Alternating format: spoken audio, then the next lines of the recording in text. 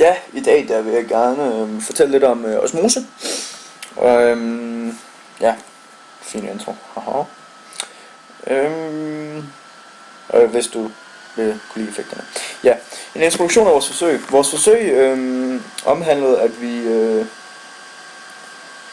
at vi skulle tage nogle kartofler, eller stykker kartofler, som mindede dem hinanden både i længde og tykkelse, og derfor opnåede samme vægt. Derefter puttede vi dem så i forskellige opløsninger med forskellige saltkoncentrationer for at prøve at bevise, eller prøve for at se, hvordan osmose egentlig fungerer i forhold til cellerne i en kartoffel. Ja. Ja, teorien. Cellemembranen er en semi-PA, tror jeg det kaldes, semi-parabel.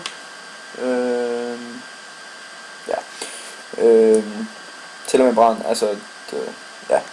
Igennem den der er der jo nogle transportprocesser, hvor du først og fremmest har det der hedder en passiv transport og en aktiv transport, hvor du bruger en form for energi, og så har du osmose.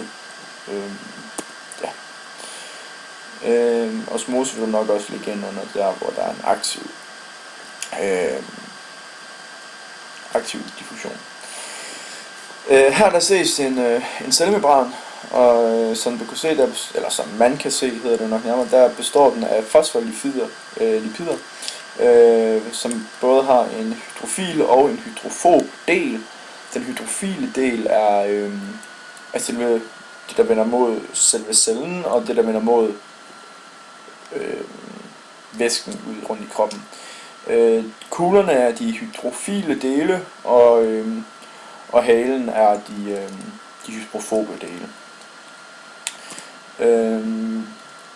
Det der er lidt tricky ved den, det er, at sådan noget som dioxygen og carbondioxid og dinitrogen kan direkte trænge igennem cellemembranen, altså den kan trænge igennem ved fosfolipiderne. Hvorimod H2O har brug for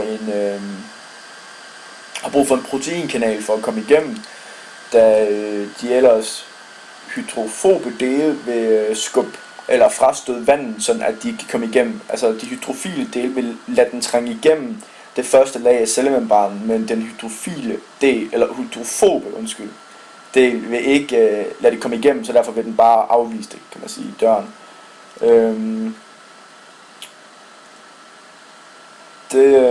Men det er stadigvæk en simpel diffusion, dog med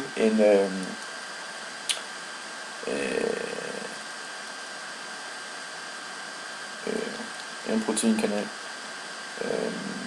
Altså den faciliterede, den afhænger også af et transportprotein, og det er altså noget som glukose og aminosyre. Og jeg vil nok også sige, at på en måde, der gælder det nok også det der med H2O, eftersom at den kræver en proteinkanal at få igennem. Ja. Du har også det, der hedder en aktiv transport, som jeg nok vil mene også gælder for osmosen. Altså, at den kræver noget energi for at få gjort, som den gør. Det kommer jeg nærmere ind på, når vi går i dybden med osmose lige om 2 sekunder. Osmose, der skal man have 3 begreber rimelig godt på fast, og det er isotonisk, hypotonisk og hypertonisk.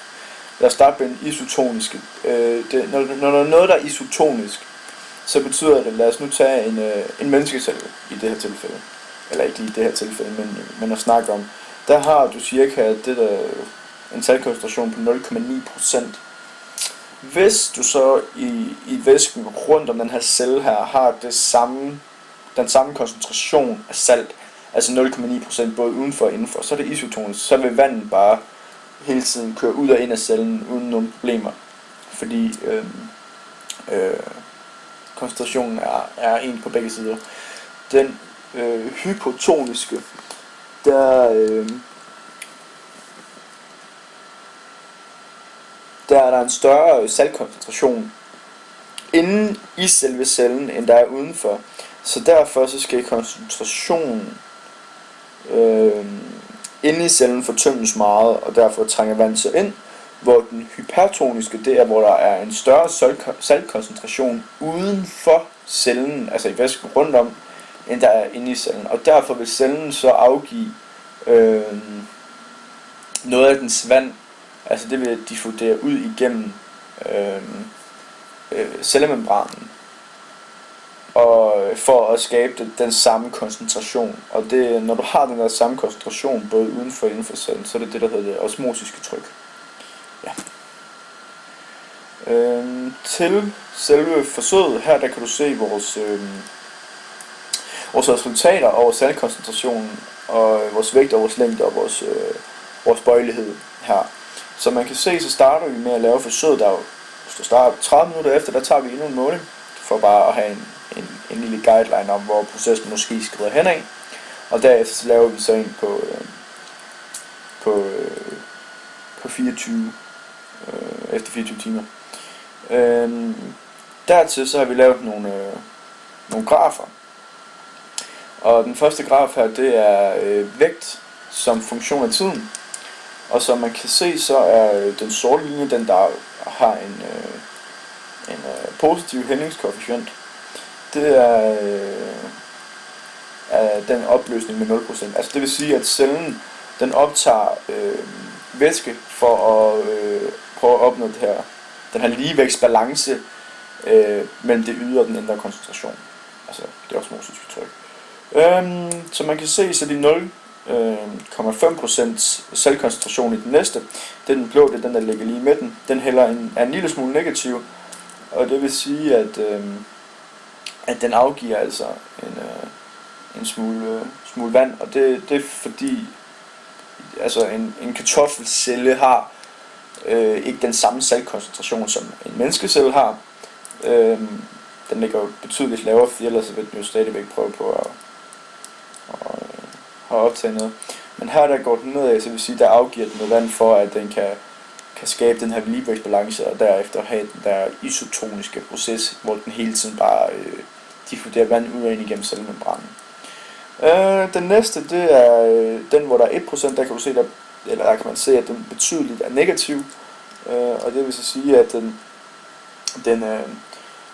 tager meget væske ind, eller den afgiver meget væske, altså vægten, den falder over tiden, og det er fordi, at saltkoncentrationen udenfor, den er noget højere, end den er indenfor, og derfor vil den afgive mere vand for igen at opnå ligevægtsbalancen.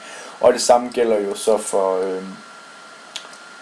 den med 3%, der afgiver den bare mere væske noget hurtigere. Altså, som man jo kan se, de starter lidt forskuderne, men de kører næsten parallelt, så de afgiver cirka den samme mængde vand over den samme mængde tid. Den næste, det er længden som funktion af tiden. Og her der kan vi se, at den 0,0% blandingen, den bliver jo betydeligt længere. Og det er jo fordi, den optager det her vand her for at prøve, fordi den optager vand, så bliver den længere. Fordi så cellerne bliver større og større, så derfor skal det jo have mere plads at være i.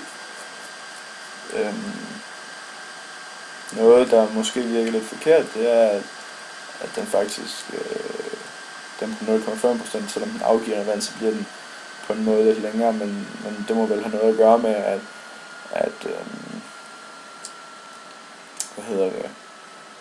at den skal have noget fylde, eller at den må være gået langt galt der ellers.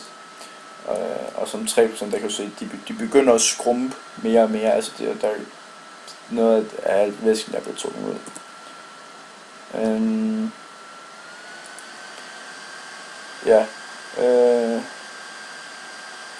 Altså salt,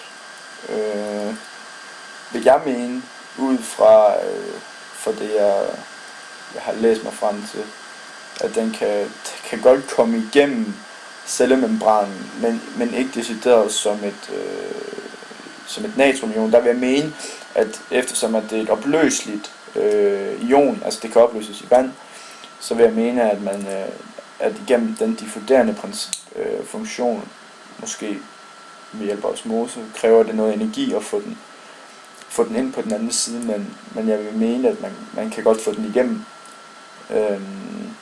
Ja.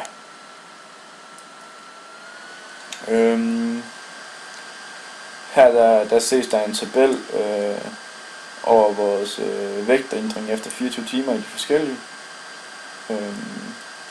Og som du kan se, der ved den der 0,0%, altså der tager den meget vægt på, hvor den på 0,5, den tager måske ikke så meget på igen, fordi den ligger måske lige omkring vægtbalancen. Men derefter så stiger den egentlig meget voldsomt. Og det er jo noget at gøre med, hvordan den tager imod vand og afgiver vand. Altså fordi der hvor du har den hypertoniske, der vil den jo afgive noget vand, så derfor så falder den meget, men det er jo derfor, at det er jo bare en vægtændring, at den er jo positiv uanset hvad, fordi den ændrer sig. Isotonisk vand, altså saltvand, det er betydeligt godt, kan man sige, for at rense sår, men også for at rense øjne i det, at den kommer i kontakt med dine celler i kroppen, så er det en, kan man sige, nødvendighed for væsken, at den er samme koncentration som de celler, der er i kroppen, for ellers vil du dræne dine cellers væske helt, og derefter vil de begynde at gå til. Og det er jo ikke godt, altså det er jo ligesom hvis du spiser meget salt, så er det jo noget, så dør du jo også på en eller anden måde. Og det er noget med, at dine celler så afgiver den der væske, som de har brug for, men så også noget nye, det vil jeg ikke komme nærmere ind på. Men ja, altså det er godt til at gøre det med. Salt- og sukkersyltning er effektive konserveringsmidler lidt. I gamle dage der havde man jo et køleskab som sådan, så der saltede du i din fisk, du lavede dem i en saltlage lige frem. Altså hvis du også laver det, jeg tror man i Sønderjylland kalder skedende æg, altså en æg, som måske ligger i 5-6 dage i en saltlage. Det er jo fordi, at der trækker man alt den væske, fordi det er jo en meget hypotonisk koncentration. Så derfor så vil du jo trække væsken ud af de bakterier, som er der, og derfor skal den hjælpe, så vi går til. Det var det, jeg havde om vores opgave om osmose. Jeg håber, det var tilfredsstillende.